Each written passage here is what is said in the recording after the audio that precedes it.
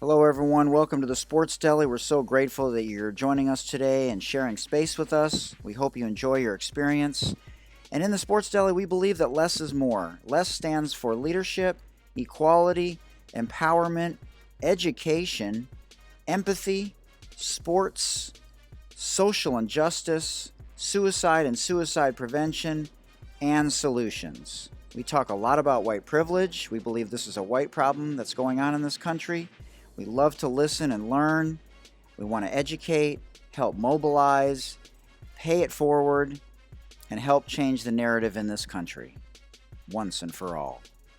With each episode, thoughtful conversations and insightful guests are always tops on the menu. The Sports Deli is sponsored by Sport RX, the leader in sport prescription eyewear. Give them a buzz at 888-831-5817 and let them know the Sports Deli sent you for your 10% discount. Or if you order online, you can go to sportrx.com and enter the code DELI10. That's DELI10.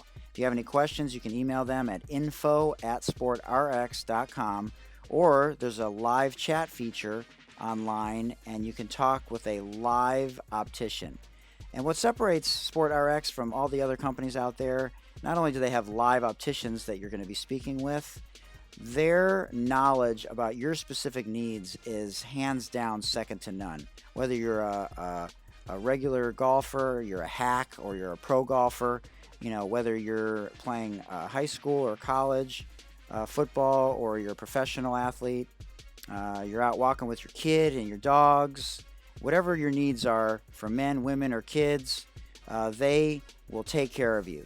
So again, give them a call at 888-831-5817 or go online at sportrx.com.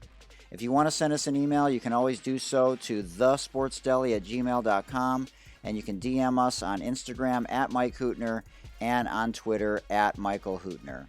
So grab your favorite deli sandwich or bagel and your favorite beverage, and let's do this together in the Sports Deli. If this is your first trip into the Sports Deli, we encourage you to listen to the next 10 minutes as we will chronicle the co-host, Dr. J, and myself, Hootie Hoot, with an introduction in terms of our background and who we are and why we started this whole thing. And if you're a returner, feel free to fast forward to the 14-minute and 15-second mark, and we will continue with today's Sports Deli podcast. Dr. J hails to us from Maryland. He currently resides in upstate New York. He's a proud graduate of Bethesda Chevy Chase High School in Maryland. He's a sports junkie and sports fanatic by his own admission. He loves his Washington teams, the Wizards, the Washington football team, the Nationals and Capitals. I remember in college he used to brag all the time about how the Washington football team had a 41-year waiting list. And maybe they're back on track after reaching the playoffs this year in 2020. He loves politics and is definitely the reason I became interested in politics, because he's just as passionate and fanatical about politics as he is about sports, probably largely as a result of his parents' influence on him. His dad was a lawyer, and his mom worked for the government her entire life, and I just loved learning from him because I didn't really know much about it before I got to Goucher, and so I have John to thank for why I'm so interested and passionate about politics, especially since my college days. He's working on his EDD in higher administration. He's got a master's degree from the University of South Carolina. As a freshman at the University of Kentucky, he won third place in a Rick Pitino lookalike contest. He can recognize the face of just about any athlete, and he has been photographed with the likes of Dick Vitale, Jimmy V, Rick Pitino, Jerry Tarkanian, and Steve Spurrier. Oh yeah, and of course yours truly several times, Mike Hootner, Hootie Hoot, your co-host here in the Sports Deli. He loves golf, even though he thinks he's better than he is, but he is willing to play any course in the world. He is fearless in that way. Just let him know the time and place, and he will be there. He's played in Scotland, Mexico, Spain, the United States, and other countries, and he's played the Old Course, Torrey Pines, the Ocean Course, Pebble Beach, and Doral. And as for myself, Hootie Hoot, I hail to you from Detroit, Michigan. I'm a proud graduate of Oak Park High School. I love my sports teams, the Pistons, the Lions, the Red Wings, and the Detroit Tigers. I had amazing friends growing up on Leslie Street there in Oak Park. I played 5 sports in high school, including baseball and tennis, basketball, cross country, and soccer.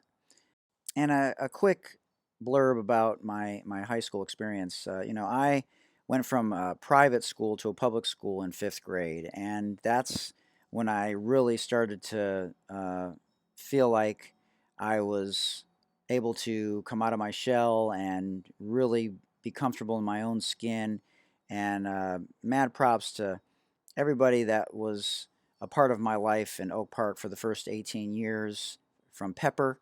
Another unbelievable influence in my life was when I played youth sports, and Mr. Emmanuel, who I'm still friends with today, uh, just loved us. He was an African American coach. I never felt like he was treating me any differently, and I had a tough time growing up for a number of reasons, and he was always there. He was always tough. He always demanded that we, just work hard, and gave everyone a fair shot to, play in our basketball games. And it's always fun to go back and visit Mr. Emmanuel and his son, who's still a good friend of mine after all these years, Dave.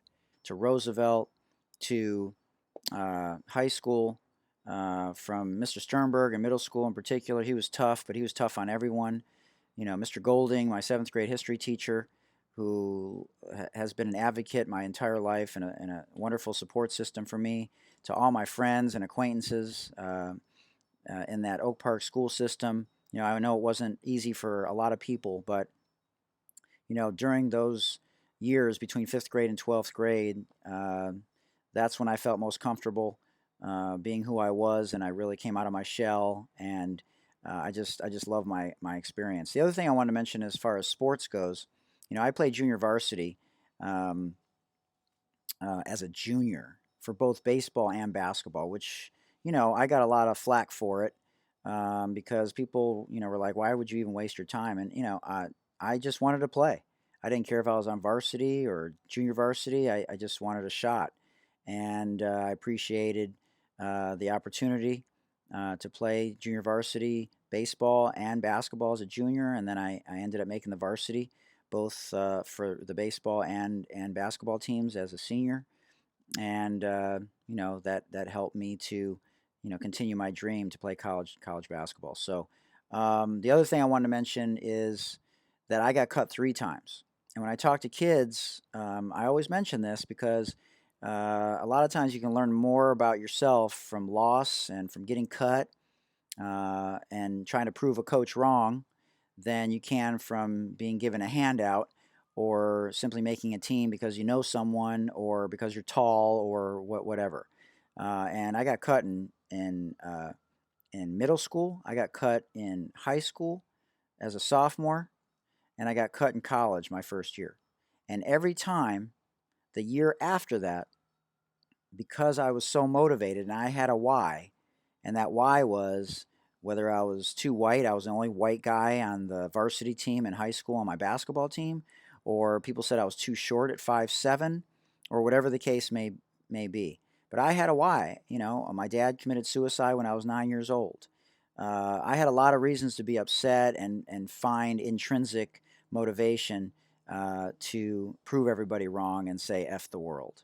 So for those of you out there that are listening that maybe have gotten cut, maybe have had bad experiences or some really bad things happen to you, just know that there's a lot of people out there just like you that have gone through hardships and had to battle adversity during their lifetime.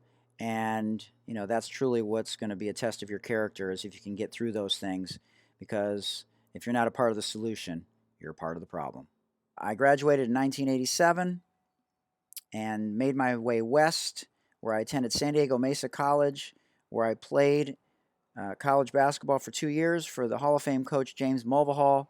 I learned to play tennis at a higher level from the legendary professor at San Diego Mesa, Dr. Reeves, who really helped me with my backhand in particular and creating more spin on my forehand. And as a result of that, when I transferred to Goucher College and played on the first team in the history of the men's basketball team there in 1990, I also, as a senior, played intercollegiate tennis. I played 5 singles and 2 doubles and was all conference in doubles with my doubles partner, Scott. And from there, I went to start my college coaching career. I got my master's degree from Frostburg State University. I coached for an amazing coach who I learned a tremendous amount from, not only on the court, but off the court, from Oscar Lewis.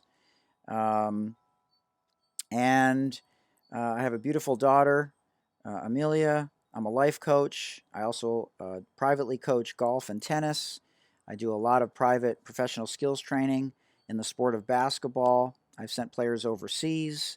I coached men for 15 years, and I'm on my 14th year on the women's side, both at the collegiate level, and I currently coach at a low-income first-generation high school, the Preuss School in La Jolla, California, for girls basketball. Unlike John, I've never been married, and I've also been a college professor since 1992. And finally, wanted to give a big shout out to the person that's been there through all of my trials and tribulations and my ups and my downs and my successes, and who's been an amazing rock to her mom and my grandmother, who's been living with us for the past few months during this pandemic, who lost her husband of 71 years recently, and a testament to the fact that family always comes first, and her continuous and endless love and support means the world to all of us, to me, to her granddaughter, Amelia, to her Pittsburgh family, to her sisters, who she speaks to with several times every day, to all her clients. She's been a psychotherapist for over 40 years, and just an incredible example of compassion and strength and courage and wisdom. So I know I speak for Dr. J that when we first started this endeavor, it was really to talk sports, and it's turned into much more than that. And if you haven't listened to any of our previous podcasts, we encourage you to do so. We've had some unbelievable guests, civil rights activists, WNBA players, NBA players, Division I coaches. We've had the former president of the NCAA on the podcast. We've had former Super Bowl MVP Doug Williams on the podcast. We've had special dedications to Breonna Taylor and the Black Lives Matter movement. We've had Jay Billis and Seth Greenberg from ESPN, former UCLA head coach Steve Lavin, Chris Moore, the CEO of the Positive Coaching Alliance, Kevin Eastman, former NBA coach.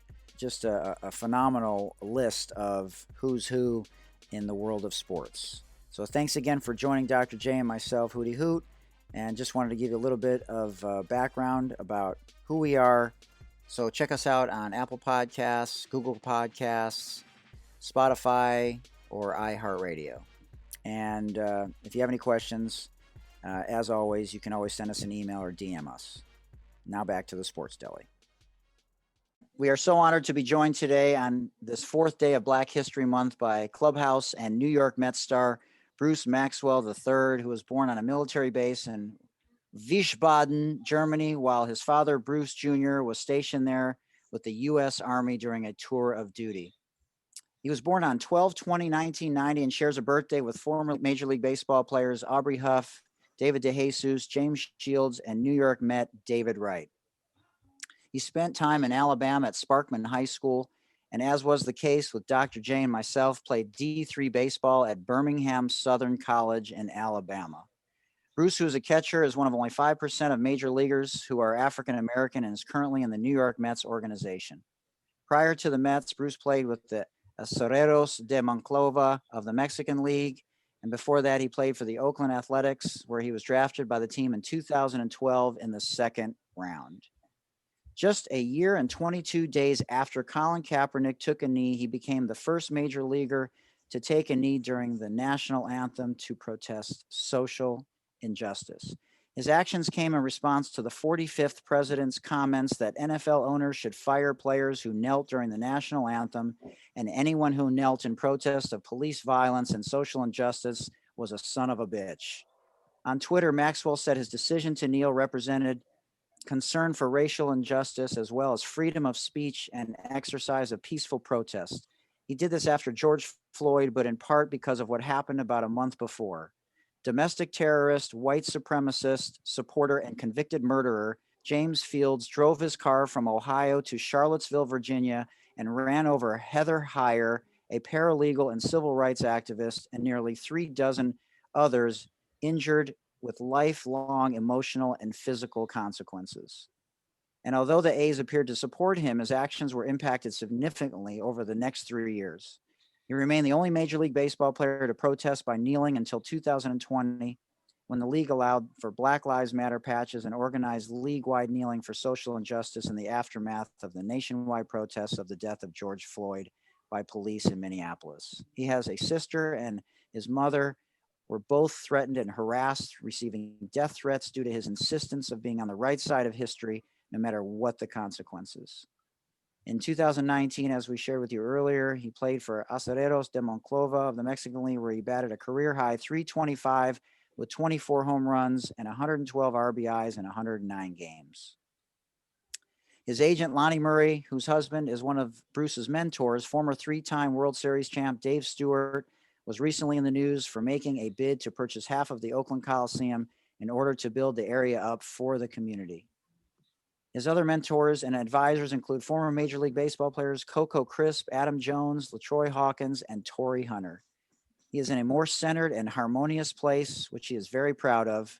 He's been featured on ESPN with Sarah Spain and on ESPN.com by Howard Bryant. You can find him on Instagram at TheDreamIsBigger1113 and on Twitter at Buffalo with only one L, Buffalo Blanco 13A. A big, huge, warm welcome. Bruce, welcome to the Sports Deli, bro. Hey, thanks for having me, man. It's an honor. No, it's really an honor for us. You know, have you spoken with Colin ever about what you've been through? No. I mean, we had conversations for a while after I took a knee. Yeah, for sure. So I do want to say, having gotten to know Lonnie a little bit and listening to you know, talk a lot lately about a lot of issues, baseball related, and with regards to identity and social injustice, and you know, your journey and finding yourself.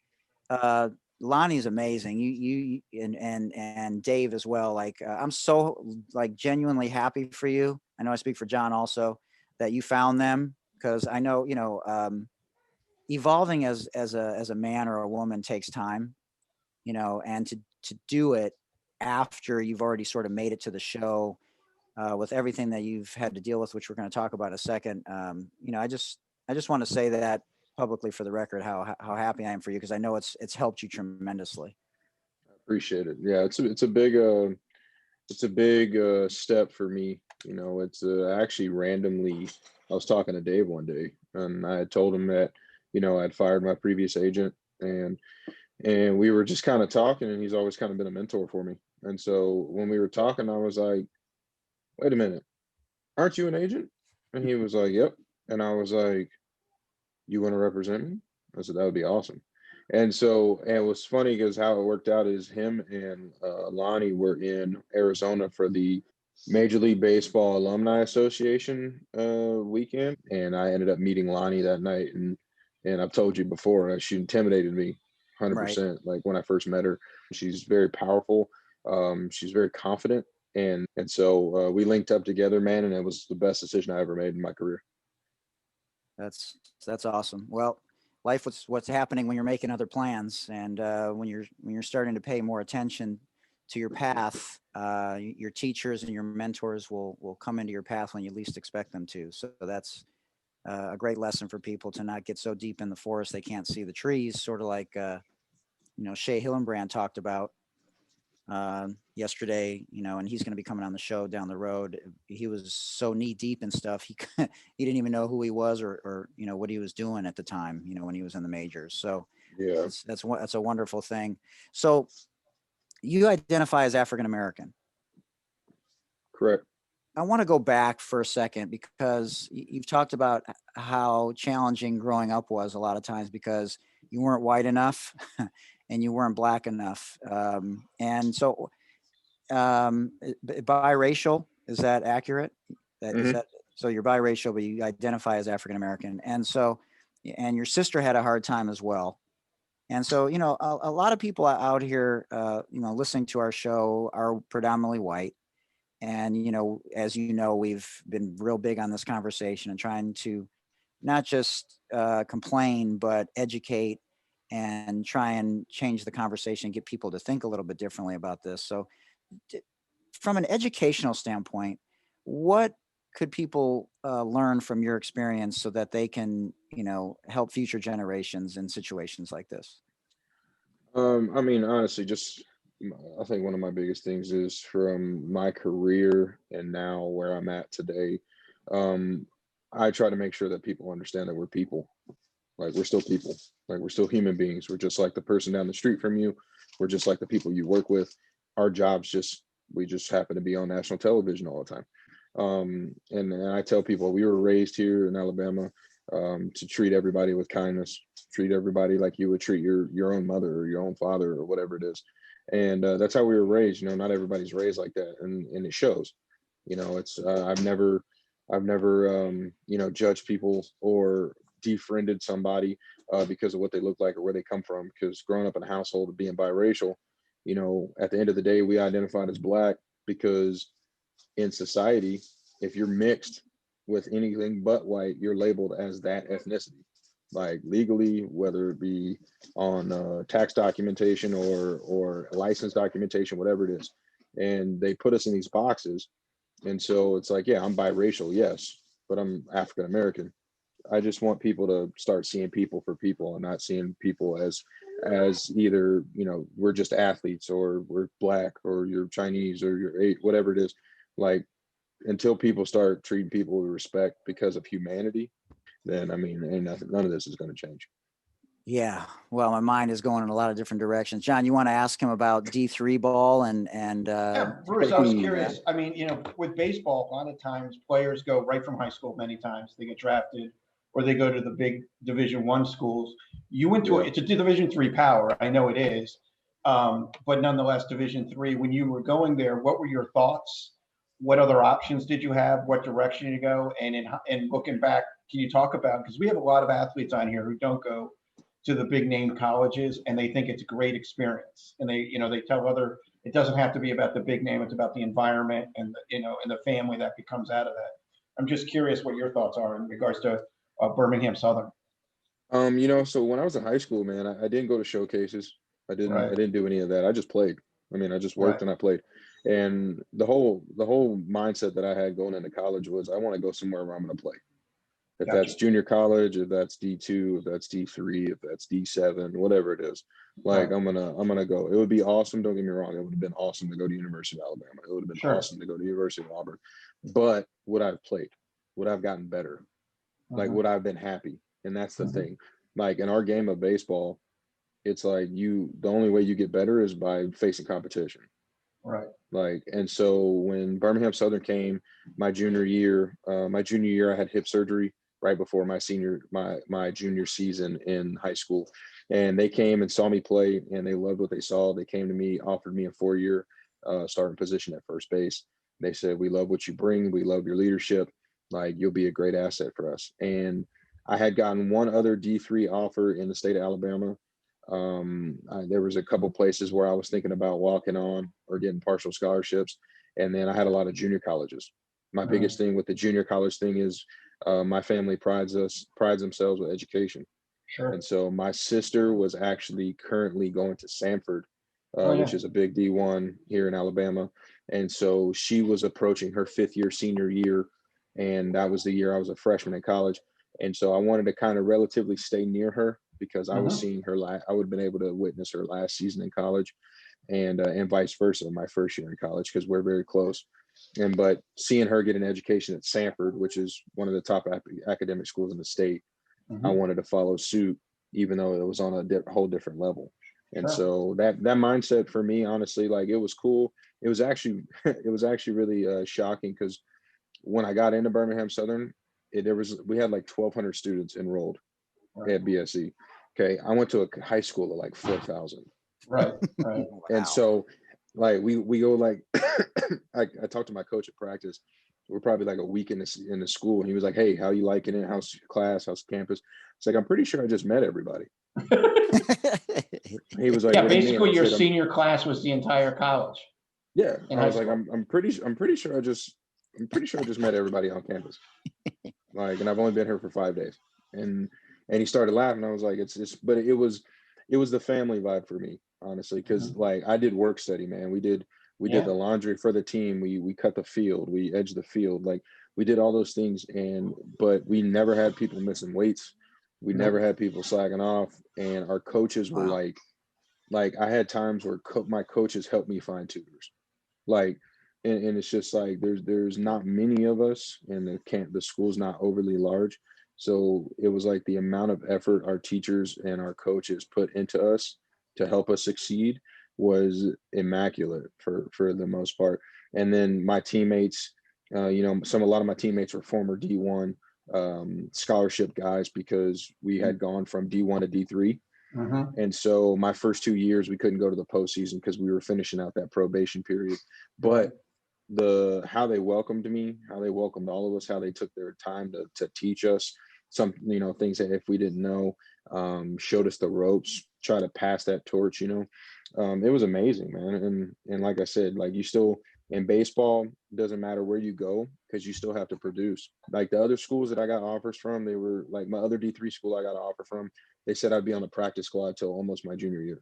That's crazy. Wow. And I'm like, why the hell would I go? Why would I go there and put myself through practice? First of all, Bruce, we all know that's just bad recruiting. I mean, that's just bad recruiting right there. Anybody that actually tells a recruit that is not, at least they're honest. Let me ask you something. It was terrible. Yeah. Let me ask you something.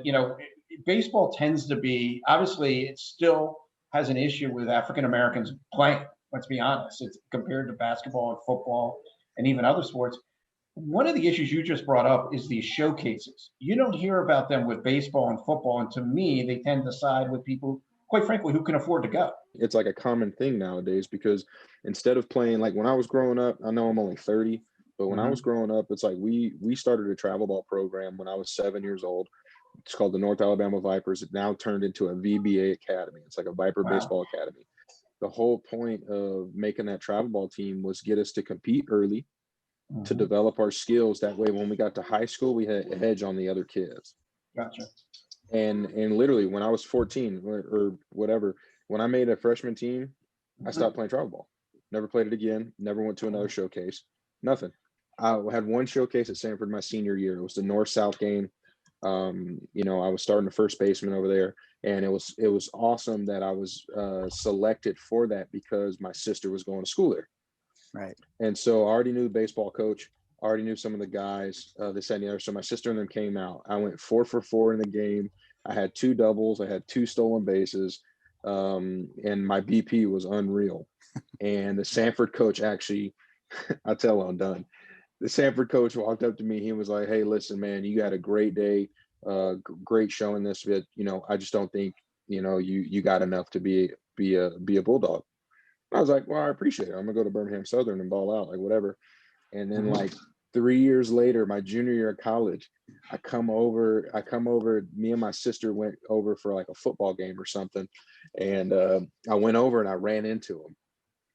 And he was like, "Hey, man, like, how's it going?" Like, blah, blah. I was like, "Oh, it's going well." I was like, I'm getting ready for the draft. Like, we're number 4 in the country or something. He was like, oh, how you hitting, like blah blah, and I was like, oh, I'm hitting 560 at the moment, like just. And it was just funny because like everybody just, I used it as fuel, man. I used it as the lack of opportunity going to D1. It wasn't D1 or bust for me.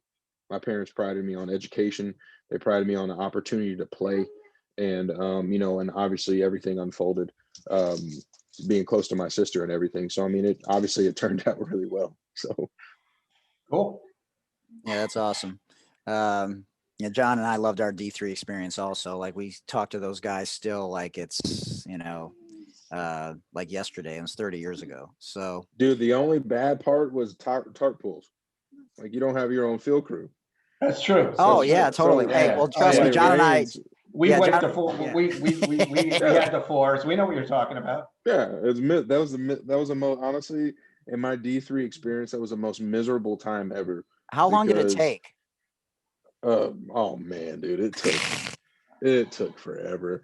Because I mean, our dugout was on the first baseline. Our tarp was down the third baseline. Oh God. So Wait, you had you to gotta- run across the field. It was miserable. Oh, dude. God. Bruce, wait, you got to Miserable. hear this story. We have a friend who worked, we won't name the school, but the athletic director there got into it with the grounds crew the Wednesday before a football game, and he fired him. And he's like, we can do this. We could do this, right? So they lined the field on the Friday, and they show up Friday night, and they realize they're a yard off everywhere. So they had to go to Home Depot, get green paint, spray paint it, and then pay another high school crew to come back and reline the field. True story. Oh, True my story. God. And everybody in the athletic department told the AD, don't do this. Don't do this. It's going to end bad. And yeah. You are listening to an interview along with Dr. J. I'm Hootie Hoot with Bruce Maxwell, who is currently in the New York Mets organization. He was the first baseball player to kneel in 2017 to protest social injustice. And now back to this incredible interview with Bruce Maxwell right here in the Sports Deli. So you're getting ready for the draft, and so you get drafted, and talk about that experience, because there's been some people that we've listened to recently online talk about how much of a grind it is. We've known this for years, right? Unless you play with Michael Jordan in the White Sox organization, and you you had really nice things because of him. You're not making money, especially if you have a family. It's tough. My biggest concern my junior year was getting my team to a World Series. That was the first year we were eligible, and I knew we could do it. And so I kicked it into overdrive, with my workouts, with my hitting, with everything. And going through that process, once the fall started, it was like I had a workout with the Giants, and I want to tell you, Baltimore came to our field, and we had almost like a little mini pro day in the fall, and I did well, hit well, and I was like, when they left, I was like, okay, this might be a thing. Like it might actually legitimately, I might have a shot. And then we go through the winter. I've gotten a phone call or two, said the other. We show up on our first series of the year, and it's at home. It's in like February. It's colder than hell. And I look up in the stands, and there's like 20 men with clipboards and like all these things, like during our batting practice. Wow. And my team, you know what? And I credit my teammates, because that year, majority of my teammates were underclassmen. And so they leaned heavy on me, like for leadership. And my teammates actually made it a lot easier, because they would go around in batting practice like, all right, guys, let's really stretch it out. We got guys here watching us, like, because everybody knew they were there to see me. Right. Like, but like my guys were like, all right, got to really, really take some extra hacks today. Got to like, get on the radar, maybe I'll hit one, 90 today. Like, we'll see. And we had pitchers in the outfield like, all right, guys, I'm gonna bring out the 88 today, see what happens.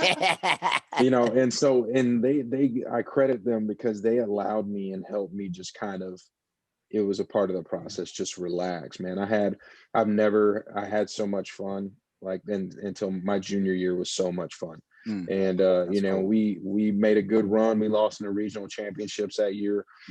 Championship game winner, go home, and it was awful feeling. It really was. But that season, man, it was just like every week, it was like the draft was becoming more and more realistic thing.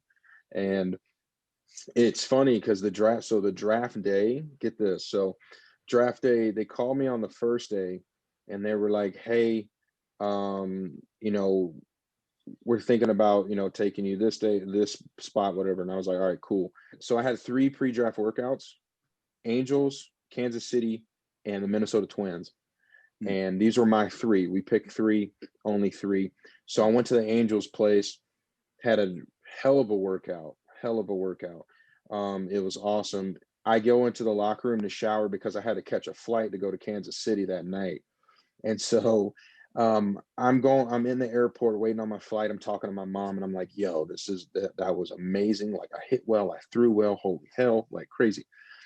They called me and they were like, we loved your workout. You're a top choice for us. We'll be in touch. And I was like, they just called me and told me that. Like, that's crazy. So that my Angels workout was amazing. We go to Kansas City. Get this. So you know how hot it is in Kansas City in the summertime. Oh man. Okay. Brutal. We go out there. We're supposed to have like 8 catchers at this thing. We end up having 4. And we have like 60 pitchers on this thing. And the way they had it organized originally was like, we had each pitcher throwing, I think, 20 pitches off the game mound. So it was like you had one guy down at the field or on the field catching that guy. You had 2 catchers and 2 pitchers warming up in the bullpen. And then whoever you're warming up, you had to run from right field to the field and catch them. My God. And we got like halfway through it and they were like, Bruce, just stay down here. Just stay down here. You're good. And we got to hitting and it was exhausting. I was exhausted. We all were exhausted, all the catchers. And but to hit on that field and everything, it was great. And I didn't hear much from them. And then we went to Minnesota, there was only 7 of us. Like, it was me, Adam Brett Walker III, Carlos Correa, and a couple other guys. And we had the whole stadium to ourselves. There was nobody else in there. And I probably hit the best BP of my life. Wow. And we all did very, very well. And it was immaculate. And I got home and I was like, yo, this is a thing. This is a thing. That's and cool. I hadn't talked to Oakland in almost a month. And so draft day rolls around. My area scout was like, hey, just let you know, be ready on the first day. You never know what's going to happen. And right now the Angels were talking about taking me between 4 and 6. And so I was sitting here just whatever. I wasn't even paying attention. I was playing video games, all that stuff. Like, cause I was like, I'm projected to go 4th or 6th round right now. Yeah. And then it came out and it was like, okay, 5 to 8. And then it came. So I wasn't really expecting much. And then on day 2, I woke up I'll tell you, 20 minutes before the draft actually started, and my phone went off. And I was like, it was my area scout for Oakland. I was like, hey, what's up, Kels? He was like, yo, we got 2 picks this round, 2nd round. We're giving you the choice. He goes, you either want to go 2nd pick of this round or you want to go to the bottom of the round if you're there. I was like, wait a minute. I was like, you mean the 2nd round, 2nd pick of the round that's about to start? I was like, that's the 2nd round. And he was like, yeah. I was like, so you mean like not the 1st pick, but the 2nd one? And he was like, yeah. I was like, hell yeah, I want it. Like, what's wrong with you? Like, hell yeah, I'll take it. And he was like, all right, call you back. And so it started, 2nd pick, boom, name gets called. Freaking out, losing my mind. And my whole family was over here, and it was amazing. And the crazy part about it was, like, I did my own negotiation for money slot because that was the first year of the new CBA, which is the slotted draft prices. Right. And so I just asked for a fair opportunity. I ended up signing about $115K less than slot, but it was way more than what I was looking for in the 4th and 6th round. And Definitely. so that process was amazing, dude. I think I was in Arizona probably a week later for rookie ball. And then they were like, hey, we want you to be a catcher. And I was like, I really don't know how to, but if you're in it, you pay my bills, so I'll do it.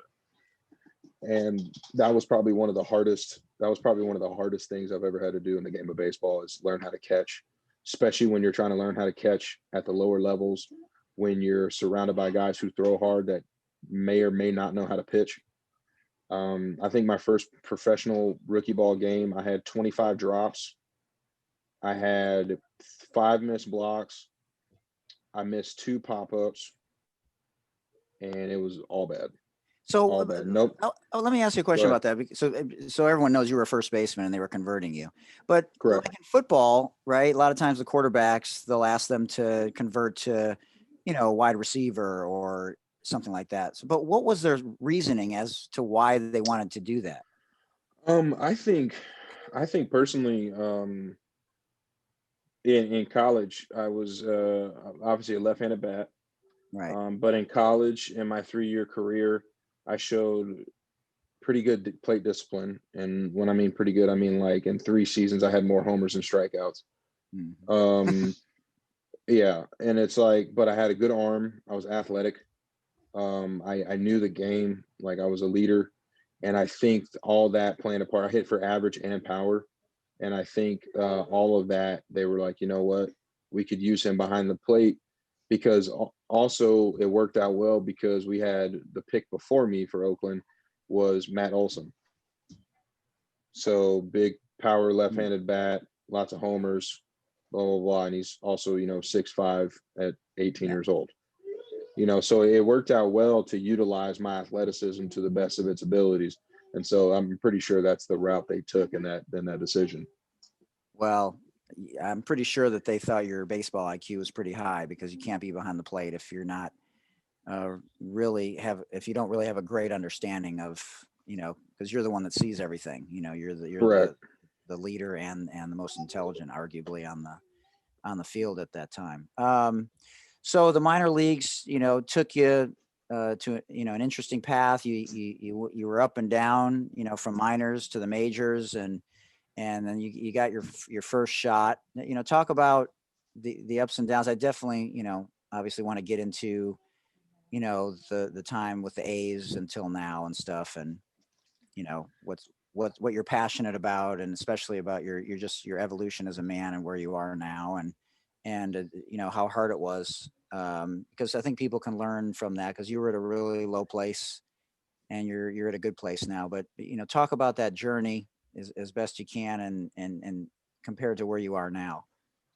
That journey through the minor leagues was reality. Like, it was very real. I was fortunate enough to get drafted where I did, where I had a little bit of cushion throughout the minor leagues.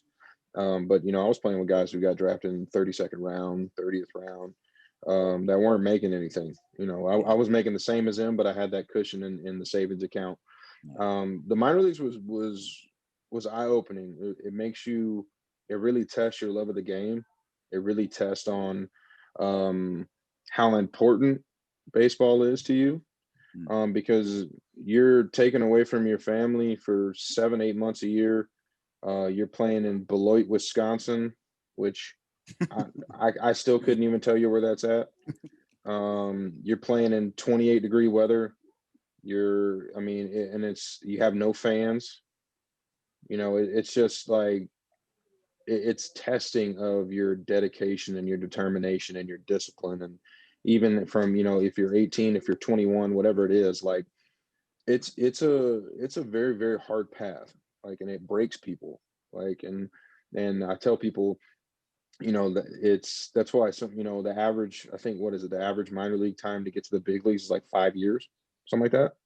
Yeah. And, I got there in 3.5, and that was like lightning.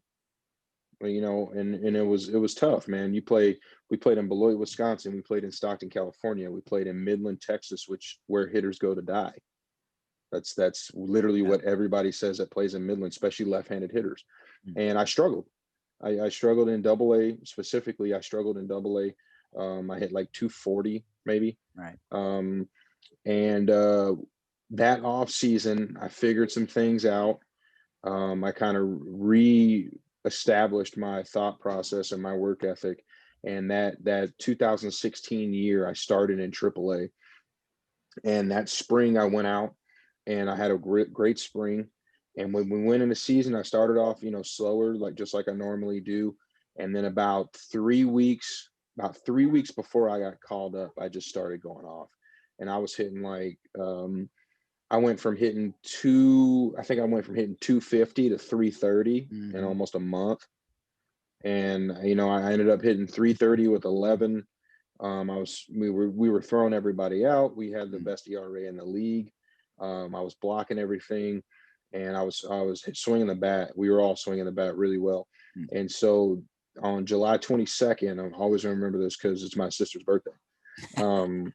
July 22nd, we got home from Albuquerque or whatever. We were in Albuquerque playing. We had a delay. So do you guys remember that blackout that Delta had? Yeah. Okay. So we were traveling when that happened. Wow. And so we went from Albuquerque to Phoenix. We got to Phoenix. Our flight got delayed 5 hours, and then it got canceled. Oh. And we had a game the next day, and in Nashville, Tennessee. And so we're sitting here. We stayed overnight in the hotel or in the airport. We ended up chartering a flight. We got to Nashville at like 7:30. Our game was supposed to be at 7:30. Wow. The other team's already there. Fans are already in the stadium. They just said, hey, go get in your cars, go to the stadium. We'll bring their stuff as it comes off the tarmac. And so we get there. We go out and, warm up piece by piece. My manager comes out. He was like, hey, you're not starting today. I know I told you, yesterday you were starting today, but you're not starting today. Me, I didn't start the last game, and then the travel day, and I'm like, well, fuck, like I'm our starting catcher. I was like, right. Why the hell am I not playing? Like, what's going on? And then I walked in the office and I was like, yo, is there a reason? Like, did I do something? Like, is there a reason why I'm not playing today? Like, I'd much rather play today than you give me off today on the travel day. He was like, no, you're not playing today because you're going to Oakland tomorrow. And I was like, hell yeah. I was like, what? Let's go. I was like, are you serious? And he was like, yeah. I was like, Christensen, are you with me? Like, because this is a sick joke if you are. He was like, no, seriously, like, you're going to Oakland. You just got called up. I was going to say, there's only two reasons why you're not playing. You're either not playing because you're getting cut, or you're going. Exactly. And so it was awesome because my family was already at the stadium. Oh, cool. Because my cool. sister had come in for the game because it was her birthday. And so it was awesome. And I walked out on the concourse like 10 minutes before the game was supposed to start. And because they had sent me back to my apartment to pack up my stuff. And so they were like, hey, what are you doing on the concourse? And I was like, oh, I'm just going to Oakland tomorrow. I just thought I'd tell you guys. And they started freaking out. Everybody started freaking out. And so when I get up there, it was just surreal, dude. I was on the flight, knees tapping, like couldn't sleep a wink. And I actually ended up, what's funny is, so I flew from Nashville to LA and LA to San Francisco. Ooh. And when I got to LA, the connecting flight from LA to San Francisco, my dad was actually on that flight. That's crazy. Wow. And so he called me, and my mom had actually called me and told me, because my mom works in travel. And so she called me, she goes, hey, just a heads up, your dad's on your next flight. And I was like, no way. Like, no way. We're in LA. Like, no way. And literally I walked to the terminal and I just happened to look up. And when I read it, I looked up and my dad was walking towards me. He had no idea because my mom never told him. Oh, damn. That's so cool. I was like, hey, are you going to San Francisco too? Like, is this are we on the right flight? And we ended up sitting next to each other. Oh, wow. That's great. That's crazy. Great story. Yeah. And so, yeah, it was nuts. It was nuts. And it was sick, man, walking out on the Coliseum field for the first time, because there's so much history in that stadium. Like, I know everybody says, hey, it's a tough stadium to play in, the dugouts, the locker rooms, which it is.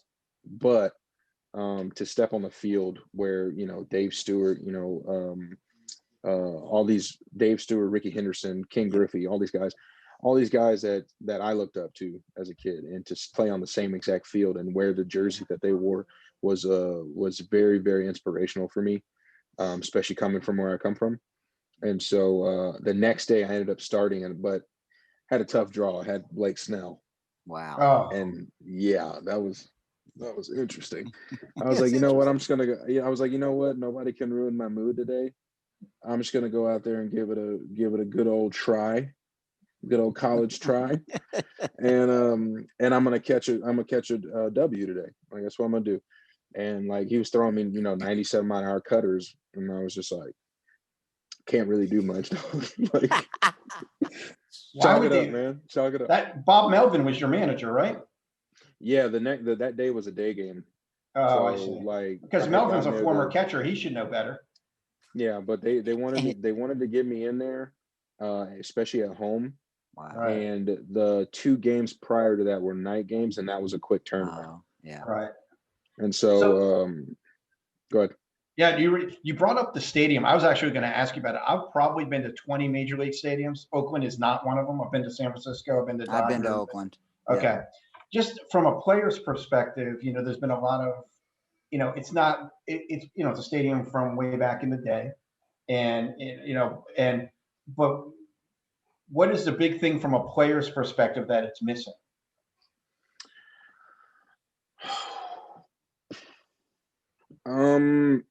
I would say our quarters and the dugouts, man. Like, it's like when you go to Boston, like the dugouts or the locker rooms are extremely small, but and that's, I know it's historic. You Right. go to the Cubs, same thing. I think the difference with Oakland is, man, it's like we don't get that draw that they do. Right. And so it's like in Boston, it's okay because now you have the atmosphere that takes your mind off of it. In Chicago, every game Right. sold out for years, Yeah. And so without that atmosphere, it kind of just sometimes I will tell you this. I talked to some visiting players before, and they felt like they were back in minor leagues. Sometimes, like just from like the locker room and the dugout sense, like, and so. And I could see that, like, especially going to other stadiums, like you go to your other teams in even in our division or in that division, you go to their visiting locker rooms and you're like, yo, Right. this is awesome. You know what I'm saying? That's a visiting home. Like, so Sure. you can only imagine what the home one looks like. And so a lot of people, there's a running joke that goes around that between players, they say that like Oakland's 4A and everybody else is in the big leagues, Yeah. But it's also a very tough field to play at. It's very stressful. Right. You have a lot of ground. You have the sun that's just brutal in the middle of the field during our day games, which we do play a lot because the weather's so nice. And then also, like, even though you're in California, us in San Francisco, it gets cold at night. Oh, I mean, the old Candlestick Stadium. I saw a doubleheader there when I was a kid. The second game, once the sun goes down, it's brutal coming off. Oh yeah. And then Oakland, stop me if I'm wrong here, Bruce. Isn't that the biggest foul ground territory in Major League Baseball? 100%. By far. And so as a batter, it's a disadvantage. And as a catcher, it's a disadvantage because you got to run forever. Whereas normal times, these dinky stadiums like Camden Yards are like, oh, that's too bad. I can't catch that foul ball. Whereas in Oakland, it's going to bounce on the ground if you're not careful. Listen, I caught 2 balls in the same game in front of Houston's dugout in Oakland, and I thought I had ran a mile. Right, exactly. Exactly. And it was like the first one because Olsen was playing over in a shift, and then on a righty shift, so he was off the line, and then so there was nobody over there. Right. And there was 2 balls almost back-to-back innings that we both converged over there, and I ended up catching both of them. And I felt like I had just ran a marathon because I was like, the dugout's coming at some point in time, like it has to. Like, but it's psychologically though, I mean, it is tough because that field takes a lot of foul balls away and they turns them into outs. And so I think it really psychologically, it puts a lot of stress on you because, if you miss a pitch and you don't crush it into the stands, it's got the potential to be an out. And it's also why a lot of pitchers go there and they revive their careers. I mean, it's not Correct. a mistake. A lot of guys go there because it brings down your ERA. You're probably gaining 3 outs a game.